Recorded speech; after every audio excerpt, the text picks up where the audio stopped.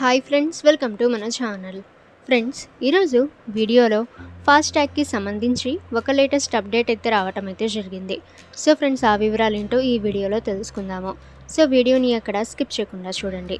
ఇక ఫ్రెండ్స్, ఇటువంటి latest central government నుంచి వచ్చిన అప్డేట్స్ అందరికంటే ముందుగా మీరు పొందాలి అనుకుంటే మన ఛానల్ని సబ్స్క్రైబ్ చేసి బెల్ ఐకాన్ని ఆల్ మీద ట్యాప్ చేయండి. అండ్ ఫ్రెండ్స్, ఈ వీడియోని మీ ఫ్రెండ్స్ అండ్ ఫ్యామిలీ అందరికీ కూడా షేర్ చేయండి. ఫాస్టాగ్కి సంబంధించి పెద్ద న్యూస్ అయితే రావటం అయితే జరిగింది.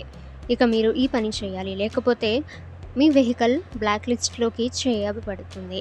ఫాస్టాగ్ నిబంధనలు మారాయి. ఇప్పుడు ఈ వ్యక్తులు డబుల్ టోల్ ట్యాక్స్ చెల్లించాల్సి ఉంటుంది. కొత్త మార్గదర్శకాలు వారిని ప్రభావితం అయితే చేస్తాయి. కారు ముందు విండ్ షీల్డ్పై ఫాస్టాగ్ని ఉంచడం ఇక ఖరీదైనది కాదు. డబుల్ టోల్ ట్యాక్స్తో బ్లాక్ లిస్ట్ చేయవచ్చు. National highway authority of India (NHAI) వాహన విండ్ స్క్రీన్పై ఉద్దేశపూర్వకంగా ఫాస్టాగ్ని ఇన్స్టాల్ చేయకుండా నిరోధించడానికి అనేక చర్యలు తీసుకుంటుంది.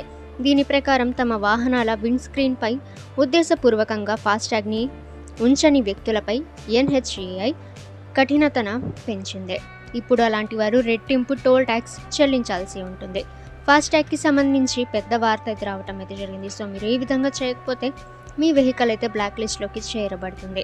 ఇక ఫ్రెండ్స్, కొత్త రూల్కి సంబంధించి ఫాస్టాగ్ జారీ చేసే బ్యాంకులు మరియు ఇతర ఏజెన్సీలు తమ ద్వారా వచ్చే ఫాస్టాగ్లను సరిగ్గా స్క్రీన్పై అంటుకునేలా చూడాలని హైవే అథారిటీ కోరింది. ఇది ఇప్పటికే నిర్ణయించిన నిబంధనల ప్రకారం NHAI ప్రమాణాన్ని అమలు చేయాలని లక్ష్యంగా పెట్టుకుంది. కేటాయించిన వాహనం యొక్క ముందు విండ్ షీల్డ్లో లోపలి నుండి ఫాస్టాగ్ని అతికించడానికి మార్గదర్శకాలు.